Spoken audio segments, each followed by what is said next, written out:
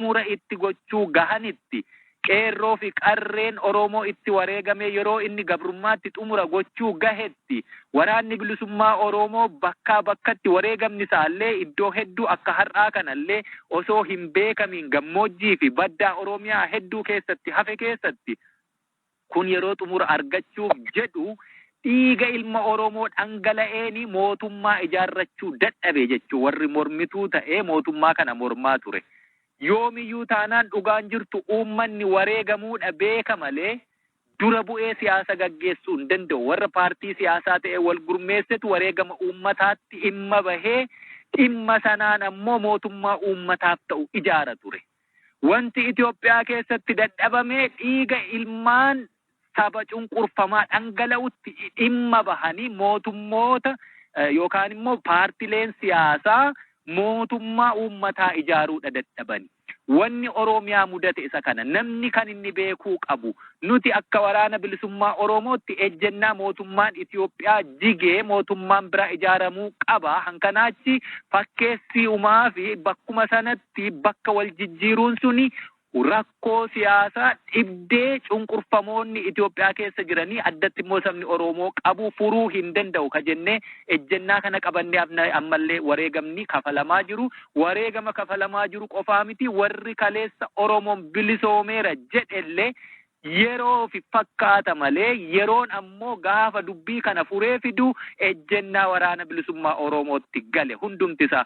Wanni dogoggora ta'e garuu dogoggorri suni wareegama nutti baay'ise.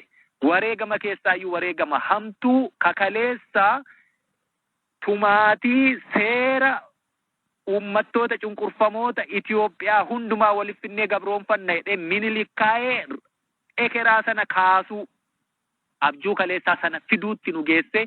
Duuti amma ilmaan Oromoo sadarkaa Oromiyaa keessatti jeefamuun isaatu hanga bineensaatu ga'uu dadhabe lubbuun dhala namaa kun dhalatee jechuudha. Kanaafiyyuu yeroo hundumaa loluu qofaa miti waraanni bilisummaa Oromoo jaarmiyaa siyaasaa adda bilisummaa Oromoo ofitti fudhate yeroon siniin jedhu ba'aa nutti dabalamen sinii ibsuuf kana kaasee jechuudha. Haasaan kiyya. Inni kunis maal jechuu loluu qofaa qarabaa qawwee harkisuu qofaa osoo hin taane uummata keenya kallattii siyaasaa inni irra adeemuu qabuu fi mootummaa akkamii ijaarrachuu akka qabullee waraanuma bilisummaa Oromootu akeekaa siniin jechuu kooti. Yeroo tokko tokko namoonni hedduu waraanni bilisummaa Oromoo qawwee dhukaasuu loluurraa kaafee dhimmi siyaasaa isan ilaallatuu siin jedhu. Dhimmi siyaasaa sin laallatu yoo jedhan immoo dhimma siyaasaa silaa kaa mootummaa uummataa tolchuu danda'u warri qajeelchummoo sana hin hojjetani. Dhiigni kee dhangala'eetuma haa hafuu siin jechuu kun kanarraa adda hin jiru. Kanaaf waraanni bilisummaa Oromoo akka seeraattis kaleessa kaa seerri addi bilisummaa Oromoo lafa kaa'ee hin jijjiiramne keeyyatuma sana qabanneetu jirra. Kana qabannee jirra jechuun ammoo mirga seeraa fi heera kana qabannee mootummaa Oromoo fi Oromiyaan qabaachuu qabanii tolchuu ni dandeenyasi mirga isaas. Jaallan bu'aa bayii rakkoo beelaa fi dheebuu haalota ulfaataa hedduu keessa darbuun leenjii isaanii xumuraniinis lubbuu takkittii qabdan sabaaf laanna jettanii gara dirree lolaatti dhuftan waan ta'eef wareegama kamiifuu qaamaa qalbiin of qopheessuun sabaaf aarsaa kaffalamu hunda baasuun gara raga bilisummaatti tarkaanfachiisuuf onnee guutuun dalagaa jechuunis dhaamsa isaanii dabarsatanii jiru. Oromoonni amma istiraateejii sana jijjiirreerra. Qabsoon keenya uummata keessa. Duuti keenyis, injifannoon keenyis, kufaatiin keenyis uummata keenya keessa. Safuu uummataa tiksinee waan uummati barbaaduu fi akkaataa uummanni nu fedhutti taanee argamneetu uummata kana keessaa nu baasuu dadhabani.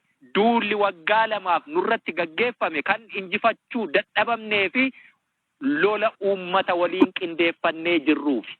Kanaaf uummanni keenya yeroo hundumaa waa hunda keenya dursinee du'uu fi irraa ka hafe uummata keenyatti bu'uu hin qabnu. Uummanni keenya waa hunda ta'eera nu jiraachisuuf. Bilchaataas dheedhiis nutti baateera. Callaas bullaas nutti baateera. Bishaaniif midhaan nutti baateera.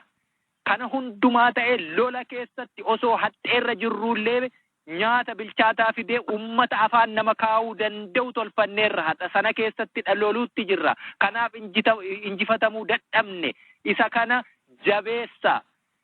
Inni arfaffaan ammoo loltuu bilisummaa jechuun nama fedhii dhuunfaa ofii injifatee namummaa ofii dhiisee rakkoo hundumaa danda'ee uummata isaaf jiraachuuf lubbuu ofii aarsaa kafale jechuudha. Namni lubbuu ofii aarsaa kafale ammoo namni laphee isaa rasaasaaf kennuu filate ammoo qoraattii isa waraantu hin sodaatu. Kanaaf yeroo jedhametti bakka jedhamtanitti lubbuu yoo barbaada ta'e qabsoon Oromoo lubbuun keessa yeroo barbaadametti kennuuf of qopheessa.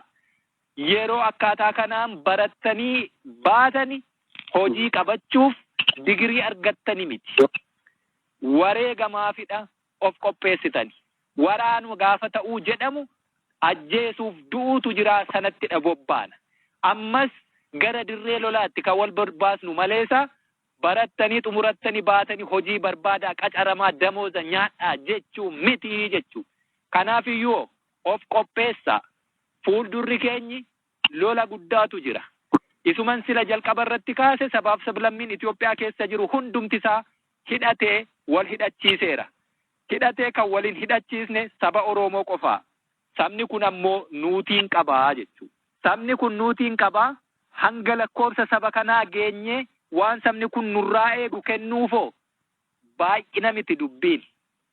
Hojii sammuu hojjechuu. Koomaa girrisaa mannaa tokkicha risaa wayyaa jetti Oromoon. Isa kanammoo waraanni bilisummaa Oromoo 10 taatee 1000 ariitee agarsiisteetti jechuu. Isa akkasiif qophaa'i. Waraana dabeessa, waraana ayyaan laallataa, waraana qoonqoon dandeenye, waraana rakkoo hin dandamanne taatee gadi baatee maqaa waraana bilisummaa Oromoo hin balleessini. Isa kaleessa turetti daran dachaa dabaliiti injifannoo dabaluuf of qopheessi malee. Kanaaf nama rifeensa dhahatee deemu, nama hidhannoon irraa bareedu argitaniituma waraanan ta'asiniif fakkaatee akkasiin dhufta yoo ta'e sun baay'ee dogoggora guddaa jechuudha. Osuma baqattuuti jeefamta. Kanaafiyyuu guutummaa guutuutti gootummaan of kenniinsaan loltuu bilisummaa ta'e. Loltuun bilisummaa ammoo samiitii gaditti dachee bal'oo kanarratti wanni isa daangessu hin jiru. Ka biqilee lafarra jiru magariisni kun hundi nyaata isaati. Daangaan isa daangessu hin jiru dacheen diriirtee kun hundi ejjennaa miila isaati. Kanaafuu eessattuu hin daangeffamiin waa gochuu dandeessa. Namni eessatti si gabroomsee sammuu kee qabate hin jiru bilisa taateetu saba bilisa baasuuf deemta. Kanaachi ka ofiiyyuu bilisa hin baane, ofii bilisummaa iyyuu hin qabne, ofiiyyuu waa gochuu hin dandeenye sabaaf waa godhaaf sabni nurraa waan abdatu jechuudha. Akkaataa kanaan eebbifamtan har'a. Kanuman siniin jechuu barbaada. Haasaa hin dheeressu jedhee haasaa sinitti dheeressee baga ittiin sin gahee gara dirree lolaatti bobbaatu. Dirreen lolaa keenya immoo bakka amma jirru kana qofaarratti murtaa'uu hin qabu. Goleen Oromiyaa bal'oodha. Lafa Oromoon nu barbaadu hedduutu jira. Achittidha sochoonaa. Baga irra geessanii, baga irra aantanii, baga ittiin sin gahee jajjabaadhaan siniin jedhaa ammanuman qaba. Fayyaa ta'a.